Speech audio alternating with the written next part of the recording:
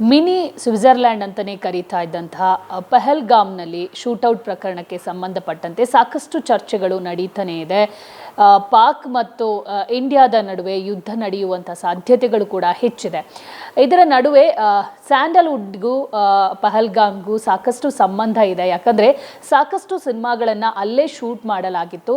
ಅದರಲ್ಲಿ ಒಂದು cinema James 2022ರಲ್ಲಿ ತೆರೆಕಂಡಂತಹ James ಸಿನಿಮಾದ ಕೆಲವೊಂದು ಸೀನ್ಗಳು ಕೂಡ ಪಹಲ್ಗಾಮ್ನಲ್ಲೇ ಶೂಟ್ ಮಾಡಿರುವಂಥದ್ದು. ಸೊ ಆ ದಿನದ ಅನುಭವಗಳು ಹೆಂಗಿತ್ತು, ಸೊ ಅಲ್ಲಿ ಯಾವುದಾದ್ರೂ ಕಷ್ಟಗಳು ಇತ್ತ, ಇದೆಲ್ಲವನ್ನ ತಿಳಿಸಕ್ಕೆ ನಿರ್ದೇಶಕರಾಗಿರುವಂತಹ ಚೇತನ್ ಅವರು ನಮ್ಮ ಜೊತೆಗಿದ್ದಾರೆ. ಅವ್ರನ್ನ ಮಾತಾಡಿಸ್ತಾ ಹೋಗ್ತೀನಿ. ಸರ್, ಹೆಂಗಿದ್ದೀರಾ? ಚೆನ್ನಾಗಿದೆ ಸರ್. ಮೊನ್ನೆ ನಡೆದಂತಹ ಶೂಟೌಟ್ ಪ್ರಕರಣದ ಬಗ್ಗೆ ಏನು ಹೇಳ್ತೀರಾ ಅಂತ? ಯಾಕಂದರೆ ಪ್ರವಾಸಿಗರು ಯಾವ ಧೈರ್ಯದ ಮೇಲೆ ಹೋಗ್ಬೇಕನ್ನೋ ಒಂದು ಪ್ರಶ್ನೆ ಹುಟ್ಕೊಳ್ಳುತ್ತೆ. ಸೊ ಏನನ್ಸುತ್ತೆ ನಿಮಗೆ? ಇಲ್ಲ, ಖಂಡಿತ ಶಾಕಿಂಗ್. ಯಾಕಂತಂದರೆ ಈ ಥರದ ಘಟನೆ ನೋಡಿದಾಗ, ಎಸ್ಪೆಷಲಿ ಈಗ ಮಗನ ಕಣ್ಮುಂದೆನೇ ತಂದೆ ಶೂಟೌಟ್ ಆದಂಥ ಒಂದು ಆ ಘಟನೆ ಇರ್ಬೋದು. ಆ್ಯಂಡ್ ಹೆಂಡ್ತಿ ಅಂದರೆ ಎಲ್ಲರೂ ಒಂದು ಖುಷಿಲಿದ್ದಂಥ ಸಂಭ್ರಮದಲ್ಲಿದ್ದಂಥ ಸಂದರ್ಭದಲ್ಲಿ ಒಂದು ಅಟ್ಯಾಕ್ ಆಗುತ್ತೆ ಅಂತಂದರೆ ಇದು ನಿಜವಾಗ್ಲೂ ಕೂಡ ಈ ಮಾನವೀಯತೆ ಎಲ್ಲಿದೆ ಅಂತ ಅನಿಸ್ಬಿಡುತ್ತೆ ಒಂದೊಂದು ಕಡೆ. ಅಂದರೆ ಇಷ್ಟೊಂದು ಕ್ರೌರ್ಯತೆ ಇರುತ್ತಲ್ಲ, ಅದು ಆ ಥರ ಮನ್ಸು ಹೆಂಗೆ ಬರುತ್ತೆ ಅವ್ರಿಗೆ, ಹೆಂಗೆ ಅನಿಸುತ್ತೆ ಒಬ್ಬ ವ್ಯಕ್ತಿನ ಸಾಯಿಸ್ಬೇಕಂತಂದರೆ ಅಂತ. ಆ್ಯಂಡ್ ಅವ್ರ ಫ್ಯಾಮಿಲಿಗೆ ಅದು ಎಷ್ಟು ಪರಿಣಾಮ ಬೀರುತ್ತೆ. ಖಂಡಿತ ಈ ಶಾಕಿಂಗ್ ಥಿಂಗ್. ಫಸ್ಟ್ ಥಿಂಗು ಅಂದರೆ ಈ ಜಾಗ ಏನಿದೆ ಪಹಲ್ಗಾಂವ್, ಇದರದ ಇಂಚಿಂಚು ಕೂಡ ನನ್ನ ಕಣ್ಣಲ್ಲಿ ಇನ್ನೂ ಹಂಗೆ ಇದೆ. ಯಾಕಂತಂದರೆ 3 ದಿನ ರೇಖಿ ಮಾಡಿದ್ದೀವಿ. ಒಂದು ಶ್ರೀನಗರಲ್ಲಿ ಬಿಟ್ಟು ಪಹಲ್ಗಾಂವ್ ಸುತ್ತಮುತ್ತ ಒಂದು 20 ಕಿಲೋಮೀಟ್ರ್ ತನಕನೂ ಎಲ್ಲ ಸುತ್ತಿದ್ದೀವಿ. ಸೊ ಆ ಘಟನೆ ನಡೆದ ಜಾಗ ನನಗೆ ಇನ್ನೂ ಕಣ್ಮುಂದೆ ಹಾಗೆ ಇದೆ. ಸೊ ಇದು ನಿಜವಾಗ್ಲೂ ಭಾಳ ಖಂಡನೀಯ. ಇದಕ್ಕೆ ತಕ್ಕ ಉತ್ತರವನ್ನು ಖಂಡಿತ ಭಾರತ ಸರ್ಕಾರ ನೀಡುತ್ತೆ ಅಂತ ಒಂದು ಭರವಸೆ ಅಂತೂ ಇದೆ. ಸರ್, ಈಗ ಪಹಲ್ಗಾಮ್ನ ಮಿನಿ ಸ್ವಿಟ್ಜರ್ಲ್ಯಾಂಡ್ ಅಂತ ಕರೆಯುವಂಥ ಪ್ಲೇಸಲ್ಲೇ ಈ ಒಂದು ಘಟನೆ ನಡೆದಿರುವಂಥದ್ದು. ಸೊ ನೀವು ನೋಡಿರ್ತೀರಾ ಆ ಪ್ಲೇಸ್ಗಳನ್ನು. ಸೊ ಆ ಘಟನೆ ನಡೆದಿರುವಂಥ ಪ್ಲೇಸ್ ಹೆಂಗಿದೆ ಅನ್ನೋದು ನಿಮಗೂ ಗೊತ್ತಿರುತ್ತೆ. ಯಾಕಂದರೆ ಜೇಮ್ಸ್ ಸಂದರ್ಭದಲ್ಲಿ ಕೆಲವೊಂದು ಪ್ಲೇಸ್ಗಳಲ್ಲಿ ನೀವು ಶೂಟ್ ಮಾಡಿದ್ದೀರಾ. ಸೊ ಆ ಘಟನೆ ನಡೆದಂಥ ಪ್ಲೇಸಲ್ಲೂ ಕೂಡ ಶೂಟಿಂಗ್ ನಡೆದಿತ್ತಾ ಹೇಗೆ ಅಂತ? ಇಲ್ಲ, ನಾವು ಯೂಶ್ವಲಾಗಿ ಶೂಟಿಂಗ್ ಅಂತ ಬಂದರೆ ಕಾಶ್ಮೀರಲ್ಲಿ ಗುಲ್ಮಾರ್ಗು ಸೋನುಮಾರ್ಗು, ಅದು ಬಿಟ್ಟರೆ ಪಹಲ್ಗಾಮ್, ಅದು ಬಿಟ್ಟರೆ ಶ್ರೀನಗರ್ ಯೂಶ್ವಲಿ. ಬಟ್ ಪಹಲ್ಗಾಮ್ ಬಂದು ನಿಮಗೆ ವೆರಿ ಶೂಟಿಂಗ್ ಫ್ರೆಂಡ್ಲಿ. ಯಾಕಂದರೆ ಅಲ್ಲಿರೋಂಥ ಜಾಗಗಳಿರ್ಬೋದು, ಜೊತೆಗೆ ಸ್ಥಳೀಯರು ತುಂಬ ಸಪೋರ್ಟ್ ಮಾಡ್ತಾರೆ. ಆಮೇಲೆ ಟೂರಿಸಮ್ ಮೇಲೇ ಡಿಪೆಂಡ್ ಆಗಿರೋ ಅಂಥ ಯಾವುದಾದ್ರು ಸ್ಟೇಟ್ ತುಂಬ ಟೂರಿಸಮ್ ಮೇಲೆ ಡಿಪೆಂಡ್ ಆಗಿದೆ ಅಂದರೆ ಖಂಡಿತ ಕಾಶ್ಮೀರನೇ. ಅಲ್ಲಿ 5 ತಿಂಗಳು ತುಂಬ ಕೋಲ್ಡ್ ಇರುತ್ತೆ, ಯಾರೂ ಕೆಲಸನೇ ಮಾಡೋಕ್ಕಲ್ಲ. ಇನ್ನೊಂದು 6-7 ತಿಂಗಳು ಕೆಲಸ ಮಾಡ್ತಾರೆ ಅಷ್ಟೇ. ಅದು ಟೂರಿಸಮ್ ಮೇಲೇ ಜಾಸ್ತಿ ಡಿಪೆಂಡ್ ಆಗಿರೋ ಅಂಥ ಜಾಗ. ಆ್ಯಂಡ್ ನೀವು ಹೇಳ್ದಂಗೆ ಮಿನಿ ಸ್ವಿಟ್ಜರ್ಲ್ಯಾಂಡೇ ಅದು. ಪಹಲ್ಗಾಮಲ್ಲಿ ನಾವು ಆ್ಯಕ್ಚುಲಿ ಹೋಗಿದ್ದ ಕ್ರೂ ತುಂಬ ಕಮ್ಮಿ. ಅಂದರೆ ನಮ್ಮ ಮೇಜರ್ ಟೆಕ್ನಿಷಿಯನ್ ಕ್ರೂ ಬಿಟ್ಟರೆ ಅಲ್ಲಿ ನಾವು ಒಂದು ಸಾಂಗ್ ಮಾಡಿದ್ದೀವಿ, ಸಲಾಮ್ ಸೋಲ್ಜರ್ ಸಾಂಗು. ನಿಮಗೆ ನೋಡಿದ್ರೆ 100 ಜನ ಕಾಣಿಸ್ತಾರೆ. ಎಲ್ಲರೂ ಅಲ್ಲಿ ಜೂನಿಯರ್ಸೇ. ನಾವು ಒಂದು 10 ಜನನ ಶ್ರೀನಗರಿಂದ ಕರೆಸ್ಕೊಂಡಿದ್ವಿ. ಅದು ಬಿಟ್ಟರೆ ಇನ್ನೆಲ್ಲರೂ ಲೋಕಲೈಟ್ಸೇ. ಅವ್ರಿಗೆ ಆರ್ಮಿ ಡ್ರೆಸ್ ಹಾಕ್ಸಿ ನಾವು ಅಲ್ಲಿ ಶೂಟ್ ಮಾಡಿದ್ದೀವಿ. ಹಳ್ಳಿನಲ್ಲಿ ಮಕ್ಕಳೆಲ್ಲ ನಿಮಗೆ ಇಂಡಿಯನ್ ಫ್ಲ್ಯಾಗ್ನ ಹಿಡ್ಕೊಂಡು ಓಡ್ತಾ ಇರೋಂಥ ಒಂದು ಮಾಂಟೇಜಸ್ ಎಲ್ಲ ಶೂಟ್ ಮಾಡಿದ್ದೀವಿ. ಅದಾದಮೇಲೆ ಅಲ್ಲಿ ಲೋಕಲ್ ಅವ್ರಿಗೇ ಟೆರ್ರಿಸ್ಟ್ ಬಟ್ಟೆ ಹಾಕಿ ನಾವೊಂದು ಆ್ಯಕ್ಷನ್ ಕೂಡ ಶೂಟ್ ಮಾಡಿದ್ದೀವಿ. ಸೊ ಅಷ್ಟು ತುಂಬ ಸಪೋರ್ಟ್ ಮಾಡೋ ಅಂಥ ಜನ ಲೋಕಲೈಟ್ಸ್ ಎಲ್ಲ ತುಂಬ ಮುಗ್ಧರು. ತುಂಬ ನಮ್ಮ ಇಲ್ಲಿ ಸ್ಟೇಟ್ಸ್ಗಳಿಗೆ ಕಂಪೇರ್ ಮಾಡಿದ್ರೆ ಅವ್ರುಗಳು ತುಂಬ ಹಿಂದೆ ಇದ್ದಾರೆ. ಬಿಕಾಸ್ ಎಸ್ಪೆಷಲಿ 2019 ಆಗಸ್ಟ್ 5 ಆರ್ಟಿಕಲ್ 370 ಆದಮೇಲೆ ಅವರೆಲ್ಲ ಸ್ವಲ್ಪ ಅವ್ರ ಜೀವನ ಎಲ್ಲ ಒಂದು ಹಂತಕ್ಕೆ ಬಂದಿದೆ ಅಂತಲೇ ಅನ್ಬೋದು. ಯಾಕಂತಂದರೆ ಫೈನಾನ್ಷಿಯಲಿ ತುಂಬಾ ಹಿಂದೆ ಇದ್ದಾರೆ. ಬಿಕಾಸ್ ಆಫ್ ಅಷ್ಟು ವರ್ಷಗಳಿಗೆ ಏನು ಅವ್ರಿಗೆ ಸಮಸ್ಯೆಗಳಾಗಿದೆ. ಆ್ಯಂಡ್ ನೀವಾಗಲೇ ಹೇಳ್ದಂಗೆ ಜನ ಕಾಶ್ಮೀರ ಕಾಲಿಡೋಕ್ಕೂ ಕೂಡ ಎದುರೋರು. ಅದಾದಮೇಲೆ ನಿಮಗೆ ಟೂರಿಸ್ಟ್ಗಳು ಎಲ್ಲ ಜಾಸ್ತಿ ಆಗಿದ್ದು. ಆನಂತರ ಮೊದಲು ಕಾಶ್ಮೀರಲ್ಲಿ ಶೂಟ್ ಮಾಡಿದಂಥ ಸಿನಿಮಾ ಬಹಳಷ್ಟು ಸಿನಿಮಾ ಇದೆ. ನೀವು ಮುತ್ತಿನಾರ ತಗೋಬೋದು, ತುಂಬ ಸಿನಿಮಾಗಳು ನಮ್ಮ ಕನ್ನಡದ್ದು ಇದೆ. ಅದು ಬಿಟ್ಟರೆ ನಿಮಗೆ ತಮಿಳು ತೆಲುಗು ಸಿನಿಮಾಗಳು ತುಂಬಾ ಇದೆ. ನಾವು ಶೂಟ್ ಮಾಡಿದಂಥ ಸಂದರ್ಭದಲ್ಲಿ ನಿಮಗೆ ಪ್ರೀವಿಯಸ್ ತೊಗೊಂಡ್ರೆ ಸೀತಾರಾಮಂ ಕೂಡ ಶೂಟ್ ಅದೇ ಒಂದು ಪ್ಯಾರಲಾಗಿ ನಡೀತಾ ಇದೆ ಅಂತ ಇರ್ಬೋದು. ಇಲ್ಲ ಲಿಯೋ ಸಿನಿಮಾದು ಪ್ಲ್ಯಾನಿಂಗ್ಸ್ಗಳು ಅಂದರೆ ಈಗ ಸರಿಲೇರು ನೀಕೆವರು ಆಗಿತ್ತು shooting. So very shooting friendly ಜಾಗ. ನಿಜವಾಗ್ಲೂ ಅಲ್ಲಿ ಈ ಥರ ಘಟನೆ ಆಗುತ್ತೆ ಅಂತ ನಾವು ನಂಬೋಕ್ಕೂ ಸಾಧ್ಯ ಇಲ್ಲ. ಬಿಕಾಸ್ ಸುತ್ತಮುತ್ತ ತುಂಬ ಮಿಲ್ಟ್ರಿ ಕ್ಯಾಂಪ್ಸ್ ಇದೆ, ಮಿಲ್ಟ್ರಿ ರೆಜಿಮೆಂಟ್ಸ್ ಇದೆ. ಆ್ಯಂಡ್ ಎನಿ ಟೈಮ್ ನಿಮಗೆ ಸೇಫ್ ಅಂತ ಅನಿಸುತ್ತೆ. ಆಮೇಲೆ ಯೂಶ್ವಲಾಗಿ ಶೂಟಿಂಗ್ ಮಾಡ್ಬೇಕಾದ್ರೆ ನಾವು ಅಲ್ಲಿ ಲೋಕಲ್ ಸ್ಟೇಷನ್ ಅಂದರೆ ಬಾರ್ಡರ್ ಸೆಕ್ಯೂರಿಟಿ ಫೋರ್ಸ್ ಇರ್ಬೋದು, ಮತ್ತು ಅಲ್ಲಿರೋ ಅಂಥ ಮಿಲ್ಟ್ರಿ ಅವ್ರಿಗಿರ್ಬೋದು, ಎಲ್ರಿಗೂ ನಾವು ಅಂದರೆ ಪರ್ಮಿಷನ್ ತೊಗೊಂಡೇ ನಾವು ಅಲ್ಲಿ ಶೂಟಿಂಗ್ ಮಾಡೋಕ್ಕೆ ಸಾಧ್ಯ. ಸೊ ಪ್ರೊಟೆಕ್ಷನ್ನು ಎಲ್ಲ ಇತ್ತು. ನಾವು ಖುಷಿಯಾಗಿ ಶೂಟಿಂಗ್ ಮಾಡ್ಕೊಂಡು ಬಂದಂಥ ಜಾಗ ಈಗ ರಕ್ತಸಿಕ್ತವಾಗಿರೋದನ್ನು ನೋಡಿದ್ರೆ ಖಂಡಿತ ಬೇಸರ ಆಗುತ್ತೆ. ಸರ್, ಇವಾಗ ನೀವು ಅಲ್ಲಿಗೆ ಹೋಗಬೇಕಿದ್ರೆ ಕುದುರೆ ಅಥವಾ ಕೇಬಲ್ ವೆಹಿಕಲ್ ಏನಿದೆ ಅದರಿಂದಲೇ ಹೋಗಬೇಕಿತ್ತು, ಕೇಬಲ್ ಕಾರಲ್ಲೆಲ್ಲ. ಸೊ ಹೆಂಗೆ ಪುನೀತ್ ಸರನ್ನ ಅಲ್ಲಿ ಕರ್ಕೊಂಡು ಹೋಗಿದ್ರಿ? ಸೊ ಆ ದಿನ ನೆನೆಸ್ಕೋಬೋದಾ ಅಂತ? ಇಲ್ಲ, ಈ ಜಾಗ ನಡೆದಿರೋ ಜಾಗದಲ್ಲಿ ನಾವು ಶೂಟ್ ಮಾಡಿಲ್ಲ. ಇಲ್ಲಿಂದ ಒಂದು 3 ಕಿಲೋಮೀಟ್ರ್, ಬಟ್ ರೇಕಿ ಮಾಡ್ಬೇಕಾದ್ರೆ ಹೋಗಿದ್ದೀವಿ ಆ ಜಾಗಕ್ಕೆಲ್ಲ. ಸೊ ಅಲ್ಲಿ ನಾವು ಶೂಟ್ ಮಾಡಿದಂಥ ಜಾಗ ಪೆಹಲ್ಗಾಮಲ್ಲೇ ಶೂಟ್ ಮಾಡಿದ್ವಿ. ಇನ್ನೊಂದು ಸಾಂಗಿಗೆ ಮಾತ್ರ ಅಲ್ಲಿಂದ ಟ್ರಾವೆಲ್ ಬಂದು ಒಂದು 16 ಕಿಲೋಮೀಟ್ರು ಒಂದು ವ್ಯಾಲಿ ಹೋಗ್ತಾ ಇರುತ್ತೆ, ಅದ್ರ ಪಕ್ಕ ತುಂಬ ಐಸ್ ಇದ್ದಿದ್ದರಿಂದ ಅಲ್ಲಿ ಸೆಟ್ ಹಾಕ್ಕೊಂಡಿದ್ವಿ ನಾವು ಸಾಂಗ್ ಶೂಟ್ಗೆ. ಅದು ಬಿಟ್ಟರೆ ಇನ್ನೆಲ್ಲ ಹಳ್ಳಿಗಳಲ್ಲಿ ಒಳಗಡೆ ಮಾಡಿದ್ದೀವಿ, ಮಾಂಟೇಜಸ್ಗಳು ಟ್ರಾವೆಲಿಂಗ್ ಮಾಡಿದ್ದೀವಿ. ಸೊ ಆ ಜಾಗಕ್ಕೆಲ್ಲನೂ ಕೂಡ ನಾವೆಲ್ಲ ನೋಡಿ ಸುತ್ತಾಡ್ಕೊಂಡು ಬಂದಿರೋ ಜಾಗನೇ. ಸೊ ಅಷ್ಟೊಂದು ಸೇಫ್ ಆಗಿದ್ದಂಥ ಜಾಗ ಅದು ಈ ಥರ ಸಡನ್ ಶಾಕಿಂಗ್ ಈ ಥರ ಘಟನೆ ಆಗಿರೋದು ಖಂಡಿತ ಬೇಜಾರು ತರುತ್ತೆ. ಸರ್, ಇವಾಗ ಮನುಷ್ಯರೇನೋ ಕುದುರೆ ಮೇಲೆ ಇದರಲ್ಲೆಲ್ಲ ಹೋಗ್ಬೋದು, ಬಟ್ ನಿಮ್ಮ ಟೆಕ್ನಿಕಲ್ ಡಿಪಾರ್ಟ್ಮೆಂಟ್ ಯಾವ ಥರ ಅಲ್ಲಿಗೆ ಜರ್ನಿ ಮಾಡಿತ್ತು? ಯಾಕಂದರೆ ಆ ಇಕ್ವಿಪ್ಮೆಂಟ್ಸ್ಗಳನ್ನೆಲ್ಲ ತೊಗೊಂಡು ಹೋಗಬೇಕು, ಅದೆಷ್ಟು ಕಷ್ಟ ಆಗಿತ್ತು? ಯಾಕಂದರೆ ಹೇಳ್ತಾರೆ ಅಲ್ಲೇ ಟೂರಿಸ್ಟ್ಗಳು ಸಾಮಾನ್ಯವಾಗಿ ನಡ್ಕೊಂಡು ಹೋಗೋಕ್ಕಾಗಲ್ಲ, ಕುದುರೆ ಅಥವಾ ಇನ್ನೇನಾದರೂ ಡಿಪೆಂಡ್ ಆಗಲೇಬೇಕು, ಅಷ್ಟು ಈಸಿಯಾಗಿ ಓಡಾಡೋಕ್ಕಾಗಲ್ಲ ಅಂತ. ಸೊ ಹೆಂಗೆ ಅದನ್ನು ಮ್ಯಾನೇಜ್ ಮಾಡಿದ್ರಿ ಅಲ್ಲಿ ಅಂತ? ನಾವು ಜಾಗ ಯೂಶ್ವಲಾಗಿ ರೇಖಿ ಮಾಡ್ಬೇಕಾದ್ರೆ ಡಿಸೈಡ್ ಆಯ್ತೀವಿ ತುಂಬ ರಿಸ್ಕಿ ಜಾಗ ಯಾವುದು. ಈಗ ಮಲ್ಲಳ್ಳಿ ಫಾಲ್ಸ್ ಇದೆ, ಅಲ್ಲೋಗಿ ಶೂಟ್ ಮಾಡಿದ್ವಿ ಜೇಮ್ಸು, ನಮ್ಮ ಮಡಿಕೇರಿ ಹತ್ರನೇ. ಅಲ್ಲಿ ನಿಮಗೆ ತುಂಬ ಡೆಪ್ತ್ ಬಟ್ ರಿಸ್ಕ್ ತೊಗೋಬೋದು, ಅಂದರೆ ಆ ಜಾಗದಲ್ಲಿ ಇಳ್ಕೊಂಡು ಹೋಗಿ ಅಷ್ಟು ಸ್ಟೆಪ್ಸು ಅಲ್ಲಿ ಶೂಟ್ ಮಾಡ್ಬೋದು. ನಾವು ರೇಖಿ ಮಾಡಿದಾಗ ನಾವು ಫಸ್ಟ್ ಡಿಸೈಡ್ ಆಗಿದ್ದೇನೆ ಸಿಟಿ ಒಳಗಡೆ ಬಿಟ್ಟು ಸಿಟಿಯಿಂದ ಈ ಹಳ್ಳಿಗಳು ಸುತ್ತಮುತ್ತ ಹಳ್ಳಿ ಆ್ಯಂಡ್ ಆ ಜಾಗಗಳು ಮತ್ತು ವ್ಯಾಲಿ ಹತ್ರ ನಮ್ಗೆ ಸೆಟ್ ಹಾಕೊಳ್ಳೋದು ಸ್ವಲ್ಪ ಕಷ್ಟ ಆಯಿತು. ಅದು ಬಿಟ್ಟರೆ ನಾವು ಈ ಜಾಗ ಏನು ನಡೀತಾ ಇದೆ ಅದು ನಾವು ಶೂಟ್ ಮಾಡೋದ್ರಿಂದ ಪಕ್ಕದನೇ ಇರೋ ಅಂಥ ಜಾಗ, ಒಂದು 5 ಕಿಲೋಮೀಟರ್ಸಲ್ಲಿ ಹೋಗೋ ಅಂಥ ಜಾಗ. ನಾವು ಇಲ್ಲಿಗೆ ಶೂಟ್ ಹಾಕ್ಕೊಳ್ಳಿಲ್ಲ. ಬಟ್ ನೀವು ಆಗಲೇ ಹೇಳ್ದಂಗೆ ಎಕ್ವಿಪ್ಮೆಂಟ್ಸ್ ಹಾಕ್ಸೋದು ಸಿಕ್ಕಾಪಟ್ಟೆ ಕಷ್ಟ ಇದೆ. ಯಾಕಂದ್ರೆ ನಾವು ಶೂಟ್ ಮಾಡೋಂಥ ಸಂದರ್ಭದಲ್ಲಿ -6 ಡಿಗ್ರಿ ಇತ್ತು. ಆಮೇಲೆ ಸೂರ್ಯ ಕಾಣಿಸ್ತಾ ಇದ್ರು ನಿಮಗೆ ಚಳಿ ಆಗ್ತಾನೆ ಇರುತ್ತೆ, -2 ಹಂಗಿರುತ್ತೆ. ಸೊ ಈ ಒಂದು ವೇರಿಯೇಷನ್ಸ್ಗಳಿರುತ್ತೆ ಯೂಶ್ವಲಾಗಿ. ಅಂಥ ಸಂದರ್ಭದಲ್ಲಿ ಮಾಡೋದ್ರಿಂದ ನಿಮಗೆ ಕಾಲಿಟ್ಟರೆ ಸ್ಕಿಡ್ ಆಗುತ್ತೆ, ಆ ಭಯ ಇತ್ತು. ಅಂದರೆ ಈಗ ಏನಾದರೂ ಕ್ಯಾಮ್ರಾ ಹಿಡ್ಕೊಂಡು ಮೂವ್ ಆದರೆ ಸ್ಕಿಡ್ ಆಗೋ ಸಾಧ್ಯತೆ ಇರುತ್ತೆ, ಒಂದೊಂದು ಹೆಜ್ಜೆನೂ ನೋಡ್ಕೊಂಡು ಇಡಬೇಕು. ಸೊ ಆ ಥರದ ಸವಾಲುಗಳಿತ್ತು. ಆ್ಯಂಡ್ ರೋಡು ಏನಿದೆ ಅದಕ್ಕಿಂತ ಕೆಳಗಡೆ ಡೆಪ್ತಲ್ಲಿ ಹಾಕ್ಕೊಂಡಿದ್ದು ನಾವು ಸೆಟ್ಟು. ಸೊ ಅಲ್ಲಿಗೆ ನಾವು ಒಂದು ಕಾರು ಎಲ್ಲ ಹೋಗೋ ಥರ, ಜೀಪ್ಸ್ ಹೋಗೋ ಥರ ನಾವೆಲ್ಲ ಮಾಡ್ಕೊಂಡಿದ್ದರಿಂದ ನಮಗೆ ಅದನ್ನು ಫಸ್ಟೇ ಪ್ರಿಪೇರ್ ಆಗಿದ್ದರಿಂದ ನಮಗೇನು ತೊಂದರೆ ಅಂತ ಆಗಲಿಲ್ಲ. ಬಟ್ ಆ ಚಳಿನಲ್ಲಿ ಶೂಟ್ ಮಾಡೋದು ಒಂದು ಸವಾಲಾಗಿತ್ತು. ಜೊತೆಗೆ ಸ್ಥಳೀಯರನ್ನ ನೀವು ಕಂಟ್ರೋಲ್ ಮಾಡಿಕೊಂಡು ಅವ್ರಿಗೆ ನಮ್ಗೇನು ಬೇಕೋ ಅದನ್ನು ಅವ್ರ ಹತ್ರ ತೆಗೆಸ್ಕೊಳ್ಳೋದು ಇದೆಯಲ್ಲ ಕೆಲಸ, ಅದರಲ್ಲೊಂದು ಸವಾಲು. ಮತ್ತು ಅವ್ರನ್ನ ಇಟ್ಕೊಂಡು ಸೆಟ್ ಹಾಕೊಳ್ಳೋದು ಒಂದು ಸವಾಲು. ಜೊತೆಗೆ ಆ ಚಳಿನಲ್ಲಿ ಶೂಟಿಂಗ್ ಮಾಡೋವಂಥದ್ದು. ಸೊ ಆ ಐಸಲ್ಲಿ ಎಸ್ಪೆಷಲಿ, ಯಾಕಂದರೆ ನಮ್ಮ ಟೀಮವರೇ ಒಂದು 3-4 ಜನ ಸ್ಕಿಡ್ಡಾಗಿ ಬಿದ್ದುಬಿಟ್ವಿ. ಅಂದರೆ ಅಷ್ಟು ಸ್ಕಿಡ್ ಆಗುತ್ತೆ, ಶೂ ಇಟ್ಟರೆ ಸ್ಕಿಡ್ ಆಗುತ್ತದು.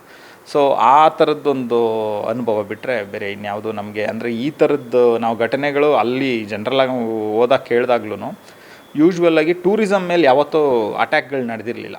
ಅಂದರೆ ಯೂಶ್ವಲಾಗಿ ಮಿಲಿಟ್ರಿಯವ್ರ ಮಧ್ಯ ಅಥವಾ ಸರ್ಕಾರದ ಇನ್ನೊಂದು ಆ ಥರದ್ದು ಇರುತ್ತೆ. ಯೂಶ್ವಲಾಗಿ ಟೂರಿಸ್ಟ್ನ ಯಾವತ್ತೂ ಟಾರ್ಗೆಟ್ ಮಾಡಿರಲಿಲ್ಲ. ಯಾಕಂತಂದರೆ ಅವ್ರದ್ದು ಅಲ್ಲಿ ಆ ಸ್ಟೇಟ್ ಬದುಕೋದೇ ಮ್ಯಾಕ್ಸಿಮಮ್ ಟೂರಿಸಮ್ ಮೇಲೆ. ಸೊ ಇದು ಒಂದು ರೀತಿ ಪೈಶಾಚಿಕ ಕೃತ್ಯ ಅಂತಲೇ ಅನ್ಬೋದು. ಸರ್, ಸಾಕಷ್ಟು ಸಿನಿಮಾಗಳನ್ನು ನೀವು ಮಾಡಿರ್ತೀರ. ಸೊ ಒಂದು ಕಡೆ ಶೂಟ್ ಮಾಡಿರೋದ್ರಿಂದ ನೆಕ್ಸ್ಟ್ ನೀವು ಪ್ಲ್ಯಾನಿಂಗು ಕಾಶ್ಮೀರದ ಪೆಹಲ್ಗಾಮಲ್ಲಿ ಇಟ್ಕೋಬಹುದು ಅನ್ನೋ ಒಂದು ಪ್ಲ್ಯಾನಿಂಗ್ ನಿಮಗೆ ಮಾಡಿರ್ತೀರ. ಯಾಕಂದರೆ ಈಗ ಆಲ್ರೆಡಿ ಎಕ್ಸ್ಪೀರಿಯನ್ಸ್ ಆಗಿರುತ್ತೆ. ಸೊ ಈ ಘಟನೆ ಆದ ನಂತರ ಇನ್ನೂ ಶೂಟಿಂಗಿಗೆ ಸೊ ಇದೊಂದು ಸ್ವಲ್ಪ ಕಷ್ಟ ಆಗ್ಬೋದು ಅನಿಸುತ್ತೆ. ನೋಡಿ, ನೀವು ಒಳ್ಳೆ ಪ್ರಶ್ನೆ ಕೇಳಿದ್ರೆ. ಆ್ಯಕ್ಚುಲಿ ನಮ್ಮ ಸ್ನೇಹಿತರು ಈಗ ನೆನ್ನೆ ಮಾತಾಡ್ತಾಯಿದ್ರು, ಅವ್ರ ಟೀಮೆಲ್ಲ ಒಂದು ರೌಂಡು ಕಾಶ್ಮೀರ್ ಶೂಟ್ ಮಾಡಬೇಕು ಅಂತೆಲ್ಲ. ಕತೆ ಆಲ್ರೆಡಿ ಅರ್ಧ ಶೂಟ್ ಆಗಿದೆ ಸಿನಿಮಾ, ಎಲ್ಲ ಒಂದಿಷ್ಟು ಅಂದ್ಕೊಂಡಿದ್ರು. ಈಗ ಎಲ್ಲಿ ಮಾಡೋದು ಏನು, ಅದನ್ನೇನಾದ್ರು ಬೇರೆ ಕಡೆ ಮಾಡ್ಕೋಬೋದಾ, ಆರ್-ಎಲ್ಸ್ ಹಿಮಾಚಲ್ ಪ್ರದೇಶ್ ಮಾಡ್ಕೋಬೋದಾ, ಈ ಥರ ಐಡಿಯಾಸ್ ಅಂತೂ ಖಂಡಿತ ಇಲ್ಲ. ಸ್ವಿಟ್ಜರ್ಲ್ಯಾಂಡ್ಗೆ ಹೋಗ್ಬಿಡೋದು, ಆ ಥರ ಓಡ್ತಾ ಇರುತ್ತೆ ತಲೆನಲ್ಲಿ. ಆ್ಯಂಡ್ ಸಿನಿಮಾ ಅನ್ನೋದೇ ಒಂದು ಸವಾಲು. ಅಂದರೆ ಲೈಕ್ ನಾವು ಏನು ಅನ್ಕೋತೀವಿ, ಯಾವ ಜಾಗ, ಆ ಬ್ಯಾಕ್ಡ್ರಾಪ್ ಬಿಟ್ಟು ಇನ್ಯಾವ ಬ್ಯಾಕ್ಡ್ರಾಪಲ್ಲಿ ತೋರಿಸ್ಬೋದು. ಆ್ಯಂಡ್ ಆ ಸೀನು ಆ ಬ್ಯಾಕ್ಡ್ರಾಪಲ್ಲಿ ತೆಗೆದ್ರೂ ಕೂಡ ಆ ಸೀನ್ ಎಲ್ಲೂ ಕೂಡ ಕೊಲ್ಯಾಪ್ಸ್ ಆಗದೇ ಇರೋಂಗೆ ಹೆಂಗೆ ನೋಡ್ಕೊಳ್ಳೋದು, ಮೇಕಿಂಗ್ ಲಾಸ್ ಆಗದೇ ಇರೋಂಗೆ ಹೆಂಗೆ ನೋಡ್ಕೊಳ್ಳೋದು, ಈ ಥರದ್ದೆಲ್ಲ ತುಂಬ ಸವಾಲುಗಳಿರುತ್ತೆ. ಬಟ್ ಖಂಡಿತ ಈ ಸಂದರ್ಭದಲ್ಲಿ ಎಷ್ಟೋ ಜನರ ತಲೆಯಲ್ಲಿ ಇರುತ್ತೆ, ಅಂದರೆ ಇಲ್ಲೋಗಿ ಮತ್ತೆ ಹೆಂಗೆ ಶೂಟಿಂಗ್ ಮಾಡಬಹುದಾ ಅನ್ನೋದಿರುತ್ತೆ. ಆ್ಯಂಡ್ ಖಂಡಿತ ಈ ಒಂದು ಕೃತ್ಯ ಆದಮೇಲೆ ಎಲ್ಲರೂ ಕೂಡ ಹೆದರ್ತಾರೆ ಖಂಡಿತ, ಈ ಥರದ್ದೊಂದು ಸಿಚುವೇಶನ್ ಆದಮೇಲೆ. ನಾನು ಅಂದರೆ ಬೇರೆ ಈಗ ನಮ್ಮ ಟೀಮ್ಗಳು ದೇ ವಿಲ್ ಪ್ಲ್ಯಾನ್ ಸಮ್ ಬೇರೆ ಎಲ್ಸ್ ಅಷ್ಟೇ, ಬೇರೆ ಕಡೆ ಇನ್ನೆಲ್ಲಿ ನಮ್ಗೆ ಸೇಫ್ ಅನ್ಸುತ್ತೆ ಅಲ್ಲಿ ಮಾಡ್ಕೊತಾರೆ. ಬಟ್ ಈ ಘಟನೆಗೆ ಏನು ಉತ್ತರ ಕೊಡುತ್ತೆ, ಕೌಂಟ್ರ್ ಅಟ್ಯಾಕ್ ಹೆಂಗಿರುತ್ತೆ, ಮತ್ತು ಈ ಜಾಗ ಮೊದಲ ಥರನೇ ಸೇಫ್ ಆಗುತ್ತಾ? ಸೊ ಇವೆಲ್ಲ ತುಂಬ ಪ್ರಶ್ನೆಗಳು ಹಂಗೆ ಇದೆ. ಬಟ್ ಯಾವುದೂ ಪರ್ಮನೆಂಟ್ ಅಲ್ಲ. ಎಲ್ಲವೂ ಈಗ ಹಂಗೆ ತೊಗೊಳ್ಳೋದಾದರೆ ಮೊದಲು ಕಾಶ್ಮೀರಕ್ಕೆ ಕಾಲಿಡೋಕ್ಕೆ ಆಗ್ತಾ ಇರಲಿಲ್ಲ, ಆ ಜಾಗಗಳಿಗೆ ಕಾಲಿಡೋಕ್ಕೆ ಆಗ್ತಾ ಇರಲಿಲ್ಲ. ಅಷ್ಟೊಂದು ಸೇಫ್ ಎನ್ವಿರಾನ್ಮೆಂಟ್ನ ಕ್ರಿಯೇಟ್ ಮಾಡಿಕೊಟ್ಟಿದ್ರು. ಮತ್ತು ಆ ಥರದ್ದು ಒಂದು ಶಾಂತಿ ನೆಲೆಸಿ ಮತ್ತು ವಿದ್ ಪ್ರೊಟೆಕ್ಷನ್ನು ಭಾಳ ಎದೆ ಎತ್ಕೊಂಡೋಗಲ್ಲಿ ನಾವು ನಮ್ಮ ಜಾಗದಲ್ಲಿ ನಾವು ಕಾಲಿಟ್ಕೊಂಡು ನಾವು ಶೂಟ್ ಮಾಡ್ಬೋದು ಭಾರತೀಯರು ಅನ್ನೋ ಥರದ್ದು ಒಂದು ಖಂಡಿತವಾದಂಥ ಒಂದು ಸಂದರ್ಭ ಬರುತ್ತೆ ಮುಂದಿನ ದಿನಗಳಲ್ಲಿ ಅಂತ ನಾನು ಬಿಲೀವ್ ಮಾಡ್ತೀನಿ ಅಷ್ಟೇ. ಸರ್, ಇನ್ನೊಂದು ವಿಚಾರ, ಈಗ ನೀವು ಜೇಮ್ಸಿಂದ ಎಷ್ಟು ಟೀಮ್ ಅಲ್ಲಿ ಹೋಗಿತ್ತಂದ್ರೆ ಎಷ್ಟು ಕ್ರೂ ಮೆಂಬರ್ಸ್ ಹೋಗಿದ್ರಿ ಅಲ್ಲಿಗೆ? ಸೊ ಹೆಂಗಿತ್ತು ಆ ಅನುಭವ ಅಂತ, ಅಂದರೆ ಎಷ್ಟು ಡೇಸ್ ಶೂಟಿಂಗ್ ಮಾಡಿದ್ರಿ, ಅನುಭವಗಳು ಹೆಂಗಿತ್ತು? ನಾವು ಆ್ಯಕ್ಚುಲಿ ಬಂದು ಒಂದು 36 ಮೆಂಬರ್ಸ್ ಹೋಗಿದ್ವಿ. ಬಟ್ ಅಲ್ಲಿ ನಾವು ಬಳಸಿದಂದರೆ ಲೋಕಲೈಟ್ಸ್ಗಳು, ಈಗ ನಾನು ಆಗಲೇ ಹೇಳ್ದಂಗೆ ಒಂದು ಸಾಂಗ್ಗೆ ನಾವು ಒಂದು 100 ಜನನ ಬಳಸಿದ್ದೀವಿ. ಆ್ಯಕ್ಷನ್ ಸೀಕ್ವೆನ್ಸ್ಗೆ ಸಪ್ರೇಟಾಗಿ ಒಂದು 30 ಜನನ ಬಳಸಿದ್ದೀವಿ. ಅದು ಬಿಟ್ಟು ಅಲ್ಲೇ ಪ್ರೊಡಕ್ಷನ್ ಕ್ರೂಗಳನ್ನೂ ಕೂಡ ಅವ್ರ ಸಹಾಯನೂ ತೊಗೊಂಡಿದ್ದೀವಿ. ಸೊ ಈ ಥರ ತೊಗೊಂಡ್ರೆ ನಮ್ಮ ಸಿನಿಮಾಗೆ ಅಂತ ದುಡಿದವರು ಹೆಚ್ಚು ಕಮ್ಮಿ ಬಂದು ಒಂದು 400 ಜನ ಸಿಗ್ತಾರೆ ನಿಮಗೆ. ಅಂದರೆ ಬರೀ ಅಲ್ಲಿ ಲೋಕಲೈಟ್ಸೇನೆ, ನೀವು ಆಗಲೇ ಹೇಳ್ದಂಗೆ ಟ್ರಾನ್ಸ್ಪೋರ್ಟ್ ಇರ್ಬೋದು, ಆ್ಯಂಡ್ ಎಲ್ಲ ಹೆಲ್ಪರ್ಸಿಂದ ಹಿಡಿದು ಸೆಟ್ ಹಾಕಕ್ಕೆ ಬಂದಿದ್ದಂಥ ಹೆಲ್ಪರ್ಸಿಂದ ಹಿಡಿದು ಎಲ್ಲನೂ ಸೇರಿಸಿದ್ರೆ. ಆ್ಯಂಡ್ ಎಸ್ಪೆಷಲಿ ಏನಂತಂದರೆ ಈ ಒಂದು ವಾತಾವರಣ, ಅಂದರೆ ಅಲ್ಲಿ ಇರೋಂಥ ಒಂದು ವಾತಾವರಣ ಈಗೇನಿದೆ ಅದು ಖಂಡಿತ ಸುಧಾರಿಸುತ್ತೆ ಅನ್ನೋ ಅಂಥ ನಂಬಿಕೆ ಅಂತೂ ಇದೆ. ನಾವು ಬಂದು ಒಂದು 13 ಡೇಸ್ ಶೂಟಿಂಗ್ ಮಾಡಿದ್ವಿ. ಬಟ್ ನಾವು ರೇಖಿ ಮಾಡಿದ್ದು ಮತ್ತು ಅಲ್ಲೆಲ್ಲ ಟ್ರಾವೆಲಿಂಗು ಅವೆಲ್ಲ ಸೇರಿಸಿದ್ರೆ ಒಂದು 16 ಡೇಸ್ ತನಕ. ಸರ್, ಈಗ ನೀವು ಹೇಳಿದ್ರಿ ಕೆಲವೊಬ್ಬರಿಗೆ ಟೆರರಿಸ್ಟ್ ಯೂನಿಫಾರ್ಮ್ಗಳನ್ನು ಹಾಕಿದ್ವಿ ಅಂತ, ಸೊ ಅಪೋಸ್ ಮಾಡ್ತಾ ಇರಲಿಲ್ವ ಅಲ್ಲಿ, ಹೇಗೆ? ಅದೇನೆ ನಾನು ಹೇಳಿದ್ನಲ್ಲ, ಅಷ್ಟೊಂದು ಶೂಟಿಂಗ್ ಫ್ರೆಂಡ್ಲಿ ಜಾಗ ಅದು. ಈಗ ನಾನು ಬರೀ ನಮ್ಮ ಸಿನಿಮಾದ ಹೇಳ್ತಾಯಿದ್ದೀನಿ, ನೀವು ದೊಡ್ಡ ದೊಡ್ಡ ಇನ್ನೂ ಬೇರೆ ಸೌತ್ ಇಂಡಿಯನ್ ಸಿನಿಮಾಸ್ಗಳೆಲ್ಲ ನೋಡಿದ್ರೆ ತುಂಬ ದೊಡ್ಡ ಎಪಿಸೋಡ್ಸ್ಗಳನ್ನೇ ತೆಗ್ದಿದ್ದಾರೆ. ತುಂಬ ಅದಕ್ಕೆ ಎಲ್ಲರೂ ಆಲ್ಮೋಸ್ಟ್ ಅಲ್ಲಿ ಶೂಟಿಂಗ್ ಅಂತ ಪ್ರಿಫರ್ ಮಾಡೋದು ಪಹಲ್ಗಾಮೇ.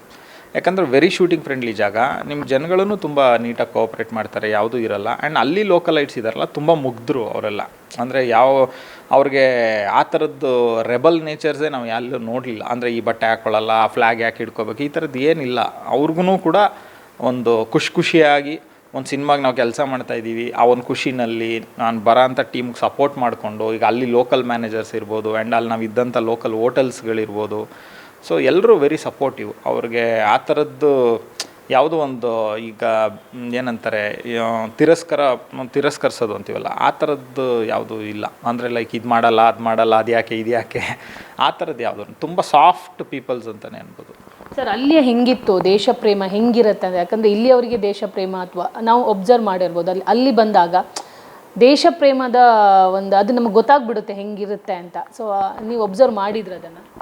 ನಿಜ ಹೇಳ್ಬೇಕಂದ್ರೆ ಅಲ್ಲಿ ನಾವು ಒಂದು ಅಬ್ಸರ್ವ್ ಮಾಡಿದ್ದೇನೆಂದರೆ ಎಲ್ಲ ಪ್ಯಾನಿಕ್ ಸ್ಟೇಟಲ್ಲೇ ಇದ್ದಾರೆ. ಆ್ಯಕ್ಚುಲಿ ನೀವು ಯಾರನ್ನೇ ನೋಡಿದ್ರೂ ಕೂಡ ಒಂಥರ ಆ ಭಯ ಅನ್ನೋದಿದೆಯಲ್ಲ, ಅದ್ರ ಏನೇ ಇದ್ರೂ ಅವರ ಒಳಗಡೆ ಅದು ಕಾಣಿಸುತ್ತೆ. ಅಂದರೆ ಎಫೆಕ್ಟೆಡ್ ಪೀಪಲ್ಸು, ಯಾರೋ ಮನೇಲಿ ಯಾರನ್ನೋ ಕಳ್ಕೊಂಡಿರೋ ಅಂಥದ್ದು ಅಥವಾ ಇನ್ನೇನೋ, ಅಂದರೆ ಅವ್ರಗಳದ್ದು ಲೈಫು ನಾಳೆ ಏನು ಅನ್ನೋದು ಗೊತ್ತಿಲ್ಲ. ಸೊ ಆ ಥರ ಒಂದು ಚಿಕ್ಕ ಭಯ, ಒಂದು ಪ್ಯಾನಿಕ್ ಮೈಂಡ್ಸೆಟ್ ಅಂತೀವಲ್ಲ, ಆ ಥರನೇ ಇದ್ದಾರೆ ಆ್ಯಕ್ಚುಲಿ ಹೇಳ್ಬೇಕಂತಂದರೆ. ಅಲ್ಲಿ ಜನಗಳು ನಾವೀಗ 2019 ನೋಡ್ತಾ ಇದ್ದೀವಿ, ಆದರೆ ಅವ್ರದ್ದು ಗ್ರ್ಯಾಂಡ್ ಫಾದರು, ಅವ್ರ ಫಾದರು, ಯಾರ್ಯಾರಿಗೆ ಅವರು ಈಗ ಈ ಒಂದು ಸಿಚುವೇಶನ್ ಈಗೇನು ನಡೆದಿದೆ, ಈಗ ಅವ್ರ ಮಗ ಅವ್ರ ತಂದೆ ತೀರ್ಕೊಂಡಿರೋ ಅಂಥದ್ದು ಕಣ್ಣು ಮುಂದೆ ಸತ್ತಿರೋದನ್ನ ಅವ್ರ ಲೈಫ್ ಟೈಮ್ ಮರೆಯೋಕ್ಕಾಗಲ್ಲ. ಅದೇ ಥರ ಅಲ್ಲಿ ಜನಗಳಿಗೆ ಅವ್ರವ್ರದ್ದೇ ಕಹಿ ಘಟನೆಗಳು ಕೂಡ ಇರೋ ಸಾಧ್ಯತೆ ಇರುತ್ತೆ. ಯಾವಾಗಲೂ ಒಂದು ಚಿಕ್ಕ ಭಯ ಅಂತೂ ಕಾಣಿಸುತ್ತೆ ನಿಮಗೆ ಅವ್ರ ಮುಖಗಳಲ್ಲಿ ಅಲ್ಲಿ ಇಲ್ಲಿ ನೋಡಿದಾಗ. ಬಟ್ ಏನಂತಂದರೆ ಈಗ ನಾನು ಅದನ್ನೇ ಹೇಳಿದೆ, ಮಕ್ಕಳ ಹತ್ರ ಎಲ್ಲ ನಾವು ಇಂಡಿಯನ್ ಫ್ಲ್ಯಾಗ್ ಕೊಟ್ಟು ಅವರೆಲ್ಲ ಓಡಿ ಬರ್ತಾ ಇರೋದು, ಹಿಂದೆ ಒಂದು ಮಿಲ್ಟ್ರಿ ಬೆಟಾಲಿಯನ್ ಬರ್ತಾ ಇರೋದು, ಅವೆಲ್ಲ ಶೂಟ್ ಮಾಡಿದ್ದೀವಲ್ಲ, ಅಪೋಸರ್ ನಡ್ಕೊಂಡು ಬರ್ತಾ ಇರೋದು, ಅವೆಲ್ಲ ನಮ್ಗೆ ಯಾವುದೂ ಕಷ್ಟ ಅಂತ ಅನಿಸ್ಲಿಲ್ಲ. ಅಂದರೆ ಎಲ್ಲರೂ ಅಷ್ಟು ಸಪೋರ್ಟ್ ಮಾಡಿದ್ರು. ಒಂದು ದೇಶ ಪ್ರೇಮ ಇದೆ ಅವರೊಳಗೂ ಕೂಡ, ನಾವು ಇಂಡಿಯಾಗೆ ಬಿಲಾಂಗ್ ಆಗ್ತೀವಿ ಅನ್ನೋದು ಇದೆ. ಬಟ್ ಏನಂದರೆ ಅವ್ರ ಮೇಲೆ ಬೀಳೋಂಥ ಪ್ರಭಾವ, ಒಳಗಡೆ ಒಂದು ಇರೋ ಅಂಥ ಒಂದು ಜಿಯೋಪೊಲಿಟಿಕಲ್ ವಾರತೆ ಏನಂತೀವಿ, ಒಳಗಡೆ ಇರೋ ಅಂಥ ಒಂದಿಷ್ಟು ಸರ್ಕಾರಗಳದ್ದು ಭಯ ಇರ್ಬೋದು ಅಥವಾ ಇನ್ನೊಂದು ಮತ್ತೊಂದು, ಆ ಥರದ್ದು ಒಂದಿಷ್ಟು ಭಯ ಅಂತೂ ಅವರಲ್ಲಿ ಕಾಣಿಸುತ್ತೆ. ಸರ್, ಇವಾಗ ನೀವು ನೋಡಿರ್ತೀರ ಚಾನಲ್ಗಳಲ್ಲೆಲ್ಲ ವಿಜುವಲ್ಸ್ ಟೆಲಿಕಾಸ್ಟ್ ಆಗ್ತಿದ್ದಾಗ, ಅಷ್ಟು ಈಸಿ ಇದೆಯಾ ಅದು ಬರೋಕ್ಕೆ, ಅಲ್ಲಿಂದ ಟೆರೆಸ್ಟ್ ಬರೋದು, ಅಥವಾ ಅದು ಈಸಿ ಅನಿಸುತ್ತಾ ನಿಮಗೆ ವಿಜುವಲನ್ನು ಅಬ್ಸರ್ವ್ ಮಾಡಿದಾಗ ಅಂತ? ಅಂದರೆ ಯೂಶ್ವಲಾಗಿ ಅಲ್ಲಿ ನೀವು ನೋಡಿದ್ರೆ ಎಲ್ಲರೂ ನಿಮಗೆ ಒಂದೇ ಥರ ಕಾಣಿಸ್ತಾರೆ. ಅಂದರೆ ಅಲ್ಲಿ ನೀವು ಅವ್ರದ್ದೇ ಆದಂಥ ಒಂದು ಸ್ಟೈಲ್ ಆಫ್ ಡ್ರೆಸ್ಸಿಂಗ್ ಇದೆ. ನಿಮಗೆ ಅಲ್ಲಿ ಏನು ಡಿಫ್ರೆನ್ಸ್ ಮಾಡೋಕ್ಕಾಗಲ್ಲ. ಅಂದರೆ ಡಿಫ್ರೆನ್ಷಿಯೇಟ್ ಮಾಡೋದು ತುಂಬ ಕಷ್ಟ. ಇವರು ಇಂಡಿಯಾದವರ, ಇವರು ಪಾಕಿಸ್ತಾನದವ್ರು, ಅದು ಗೊತ್ತಾಗಲ್ಲ. ಯಾಕಂದರೆ ಫೇಸಿಂದ ಹಿಡಿದು ಎಲ್ಲ ಆಲ್ಮೋಸ್ಟ್ ಅಲ್ಲೂ ಈಗ ನಮ್ಮ ಸೌತ್ ಇಂಡಿಯಾದವ್ರು ಎಲ್ಲೇ ಇದ್ರೂ ಗುರ್ತಿಡಿದು ಬಿಡ್ಬೋದು, ಇವರು ಮೋಸ್ಟ್ಲಿ ಸೌತ್ ಇಂಡಿಯಾದವರು ಅಂತ. ಬಟ್ ಅಲ್ಲಿ ಜನಕ್ಕೆ ಅಲ್ಲಿ ಸ್ಕಿನ್ ಟೋನೇ ಒಂಥರ ನಿಮಗೆ ಸಪ್ರೇಟಾಗಿದೆ, ಎಲ್ಲರೂ ಒಂದೇ ಥರ ಕಾಣಿಸ್ತಾರೆ. ಆ್ಯಂಡ್ ಯೂಶ್ವಲಾಗಿ ಈಗ ಈ ಘಟನೆ ನಡೆದ ಮೇಲೆ, ಅಂದರೆ ಇದೆಲ್ಲ ಒಂದೇ ಸಲ ಮಾಡೋಕ್ಕಾಗಲ್ಲ. ಅಂದರೆ ಅದರ ಪ್ರಿಪ್ರೇಷನ್ಸು ಆ ಥರದ್ದು ಏನೇನೋ ಇರ್ತವೆ. ಆ್ಯಂಡ್ ನಿಮಗೆ ಅದನ್ನೇ ನಾನು ಆಶ್ಚರ್ಯ ಆಗೋದೇನೆಂದರೆ, ಆ ಜಾಗಕ್ಕೆ ಬಂದು ಹೊಡೆದಿರೋದು ನಿಜವಾಗ್ಲೂ ಆಶ್ಚರ್ಯನೇ. ಯಾಕಂದರೆ ತುಂಬ ಸಿಕ್ಕಾಬಿಟ್ಟೆ ಮಿಲಿಟ್ರಿ ಕ್ಯಾಂಪ್ಸ್ ಇದೆ, ಆ್ಯಂಡ್ ಲೋಕಲೈಟ್ಸ್ಗಳದ್ದು ಒಂದಿಷ್ಟು ಸಪೋರ್ಟ್ಸ್ಗಳು ಕೂಡ ಇರೋ ಸಾಧ್ಯತೆಗಳಿರುತ್ತೆ. ಸೊ ಅದರಿಂದ ಇದು ಶಾಕಿಂಗ್ ಥಿಂಗ್. ಇನ್ನೊಂದು ಅಬ್ಸರ್ವ್ ಮಾಡ್ಬೋದು, ಹಿಂದೂಗಳನ್ನೇ ಟಾರ್ಗೆಟ್ ಮಾಡಿ ಹೊಡೆದಿರುವಂಥದ್ದು. ಅದು ಹೆಣ್ಮಕ್ಳಿಗೆ ಏನು ಮಾಡಿಲ್ಲ, ಮದುವೆ ಆದವ್ರನ್ನೇ ಟಾರ್ಗೆಟ್ ಮಾಡಿದ್ದಾರೆ ಅಂತ ಹೇಳ್ತಿದ್ದಾರೆ. ಹಿಂದೂಗಳನ್ನೇ ಚೆಕ್ ಮಾಡಿ ನೀವು ಹಿಂದೂಗಳ ಮುಸ್ಲಿಮ್ ಅಂತ ಹೇಳಿ ಟಾರ್ಗೆಟ್ ಮಾಡ್ತಾ ಇರುವಂಥದ್ದು, ಟಾರ್ಗೆಟ್ ಮಾಡಿ ಶೂಟ್ ಔಟ್ ಮಾಡಿರುವಂಥದ್ದು. ಇದ್ರ ಬಗ್ಗೆ ಖಂಡಿತ, ಯಾಕಂತಂದರೆ ಅವ್ರದ್ದು ಒಂದು ಇಂಟೆನ್ಷನ್ ಏನು ಅನ್ನೋದನ್ನ ಅದು ತೋರಿಸುತ್ತೆ. ಜೊತೆಗೆ ಬಂದು ಯಾವುದೇ ಧರ್ಮ ಆಗಲಿ ಇನ್ನೊಂದಾಗಲಿ ಮತ್ತೊಂದಾಗಲಿ ಮನುಷ್ಯರಿಗೆ ರೆಸ್ಪೆಕ್ಟ್ ಕೊಡೋದೇ ರಿಯಲ್ ಧರ್ಮ. ಅಂದರೆ ಅಲ್ಲಿ ಸತ್ತವರು ನಿಮಗೆ ಅವ್ರವ್ರ ಫ್ಯಾಮಿಲಿಗಳ ಡಿಪೆಂಡೆನ್ಸಿ ಇರುತ್ತೆ. ಎಲ್ರಿಗೂ ಈಗ ಸತ್ತಾಗ ಒಬ್ಬ ಮನುಷ್ಯನ ಜೀವ ಯಾವ ಧರ್ಮ ಆದರೂ ಹೋಗುತ್ತೆ. ಬಟ್ ಪರ್ಟಿಕ್ಯುಲರ್ಲಿ ಒಂದು ಧರ್ಮನ ಟಾರ್ಗೆಟ್ ಮಾಡಿ ಸಾಯಿಸೋದು ಅನ್ನೋಂಥದ್ದು, ಫಸ್ಟ್ ಸಾಯಿಸೋದೇ ತಪ್ಪು. ಒಬ್ಬ ವ್ಯಕ್ತಿಗೆ ಹಿಂಸೆ ಕೊಡೋದೇ ರಾಂಗ್, ಒಬ್ಬ ವ್ಯಕ್ತಿಗೆ ಹರ್ಟ್ ಮಾಡೋದೇ ರಾಂಗ್, ಒಬ್ಬ ಮನುಷ್ಯನಿಗೆ ನೋವು ಕೊಡೋದೇ ಯಾವ ಧರ್ಮನೂ ಅದು ಒಪ್ಪಲ್ಲ. ಯೂಶ್ವಲ್ ಆಗಿ ಒಬ್ಬ ಮನುಷ್ಯನ ಯಾವುದೇ ಧರ್ಮದಲ್ಲಿ ಒಬ್ಬ ಮನುಷ್ಯನ ಸಾಯಿಸಿ ಅನ್ನೋದು ಎಲ್ಲೂ ಇರಲ್ಲ. ಪ್ರಾಣಿನೇ ಸಾಯಿಸಿಬಿಡಿ ಅಂತಾರೆ, ಮನುಷ್ಯನ ಸಾಯಿಸಿ ಅಂತ ಯಾವ ಧರ್ಮನೂ ಹೇಳಲ್ಲ. ಫಸ್ಟು ಮನುಷ್ಯನಿಗೆ ರೆಸ್ಪೆಕ್ಟ್ ಕೊಡೋದೇ ಒಂದು ಹ್ಯುಮ್ಯಾನಿಟಿ, ಆ ಹ್ಯುಮ್ಯಾನಿಟಿನೇ ಬ್ರೇಕ್ ಮಾಡೋದೇ ಫಸ್ಟ್ ತಪ್ಪು. ಅದರಲ್ಲೂ ಪಾಯಿಂಟ್ ಔಟ್ ಮಾಡಿ ಈ ಧರ್ಮನ ಅಂತ ಇದು ಮಾಡಿ, ಅಂದರೆ ಜನರಲ್ಲಾಗಿ ಒಂದು ಅಜೆಂಡಾ ಕಾಣಿಸುತ್ತೆ. ಜನಗಳ ಮನಸ್ಸನ್ನ ಡಿಸ್ಟರ್ಬ್ ಮಾಡೋ ಅಂಥದ್ದು, ಅಥವಾ ಒಂದು ದೊಡ್ಡ ದೇಶನ ಡಿಸ್ಟರ್ಬ್ ಮಾಡೋ ಅಂಥದ್ದು, ಅಥವಾ ಪರ್ಟಿಕ್ಯುಲರ್ ಧರ್ಮದವ್ರನ್ನ ಡಿಸ್ಟರ್ಬ್ ಮಾಡೋ ಅನ್ನೋಂಥದ್ದು. ಇದನ್ನು ಯೂಶ್ವಲಾಗಿ ಒಬ್ಬ ಮನುಷ್ಯ ಸಾಯ್ತಾನೆ ಅಂದರೆ ಅದನ್ನು ಯಾರೇ ಧರ್ಮದವ್ರಾಗಿದ್ದರೂ ಕೂಡ ಅದನ್ನು ಖಂಡಿಸ್ತಾರೆ. ಅಂದರೆ ಒಬ್ಬ ಮನುಷ್ಯ ಸಾಯಿಸೋದೇ ಬಿಗ್ಗೆಸ್ಟ್ ರಾಂಗ್. ಯಾವ ಧರ್ಮನೂ ಅದನ್ನು ಈ ಥರ ಮಾಡಿ ಅಂತ ಯಾವ ಧರ್ಮನೂ ಹೇಳಲ್ಲ. ಸೊ ಎಲ್ಲೇ ಈ ಥರದ್ದೊಂದು ಘಟನೆ ಆದರೂ, ಅದು US ಅಲ್ಲಿ ಮತ್ತೊಂದು ಇಲ್ಲಿ ಎಲ್ಲೇ ಯಾವುದೇ ಒಂದು ಜಾಗದಲ್ಲಿ ಘಟನೆ ಈ ಥರದ್ದು ಆದ್ರೂ ಕೂಡ ಫಸ್ಟ್ ಆಫ್ ಆಲು ಮನುಷ್ಯನ ಮೇಲೆ ದಾಳಿ ಮಾಡೋದೇ ರಾಂಗು. ಈ ಒಂದು ಶೂಟೌಟ್ಗೆ ಕನ್ನಡದ 3 ಕುಟುಂಬ ಬಲಿಯಾಗಿರುವಂಥದ್ದು. ಸೊ ಇದ್ರ ಬಗ್ಗೆ ಖಂಡಿತ ಒಂದು 2 ದಿನ ನಾವು ಮೆಂಟಲಿ ಡಿಸ್ಟರ್ಬ್ಡೇ. ಯಾಕಂತಂದ್ರೆ ನಾನು ಆಗಲೇ ಹೇಳ್ದಂಗೆ ನಾವು ತುಂಬ ಎಮೋಷ್ನಲ್ ಆ್ಯಂಗಲ್ ಯೋಚನೆ ಮಾಡ್ತಾ ಇರ್ತೀವಿ. ಈಗ ಆ ಮಗನ ಮೇಲೆ ಏನು ಪರಿಣಾಮ ಬೀರುತ್ತೆ, ಅವ್ರ ಹೆಂಡತಿ ಮೇಲೆ ಏನು ಪರಿಣಾಮ ಬೀರುತ್ತೆ, ಆ್ಯಂಡ್ ಅವ್ರು ನಂಬ್ಕೊಂಡಿದ್ದಂಥ ಫ್ಯಾಮಿಲಿ ಮೇಲೆ ಏನು ಪರಿಣಾಮ ಬೀರುತ್ತೆ, ಇವೆಲ್ಲ ನೋಡಿದಾಗ ಖಂಡಿತ ಬೇಸರ ಆಗುತ್ತೆ, ಸಿಕ್ಕಾಪಟ್ಟೆ ಬೇಸರ ಆಗುತ್ತೆ. ಎಲ್ಲೋ ನಮ್ಮ ಮನೆಗಳಲ್ಲೇ ಒಬ್ಬರನ್ನ ಕಳ್ಕೊಂಡ್ವಿ ಏನೋ ಫೀಲ್ ಆಗುತ್ತೆ ಇವನ್ನೆಲ್ಲ ನೋಡಿದಾಗ. ನಿಮ್ಮ ಟಿ ವಿನಲ್ಲಿ ವಿಜುವಲ್ಸ್ಗಳು ನೋಡಿದಾಗ, ಅವರ ಮಿಸ್ಸಸ್ ಮಾತಾಡಿದಾಗ, ನಿಜವಾಗ್ಲೂ ಆ ಹುಡುಗ ರಿಯಾಕ್ಟ್ ಮಾಡಿದಂಥ ರೀತಿ, ಅವ್ರ ಮಗ, ಸೊ ಅವೆಲ್ಲ ನೋಡಿದಾಗ ಸಿಕ್ಕಾಪಟ್ಟೆ ಎಮೋಷ್ನಲಿ ತುಂಬ ಡಿಸ್ಟರ್ಬ್ ಆಗುತ್ತೆ. ಈ ಥರ ಆಗಬಾರ್ದಿತ್ತು ಘಟನೆ, ಅಥವಾ ಇನ್ನು ಮುಂದೆ ಇನ್ಯಾವತ್ತೂ ಆಗದೇ ಇರಲಪ್ಪ ಅಂತ ಅನ್ಸುತ್ತೆ ಅಷ್ಟೇ. Okay sir, thank you. ನೋಡಿದ್ರಲ್ಲ, ಇದಿಷ್ಟು ಜೇಮ್ಸ್ ಚಿತ್ರದ ನಿರ್ದೇಶಕರಾಗಿರುವಂಥ ಚೇತನ್ ಅವರ ಮಾತಾಗಿತ್ತು. ಜೇಮ್ಸ್ ಚಿತ್ರದ ಶೂಟಿಂಗ್ ಸಂದರ್ಭದಲ್ಲಿ ಹೇಗಿತ್ತು ಅಲ್ಲಿಯ ವಾತಾವರಣ ಅನ್ನೋದನ್ನು ಕೂಡ ಅವರು ತಿಳಿಸಿದ್ದಾರೆ. ಕ್ಯಾಮರಾ ಪರ್ಸನ್ ಸಂದೇಶ್ ಜೊತೆ ದೀಪಿಕಾ, ಪವರ್ ಟಿವಿ, ಬೆಂಗಳೂರು.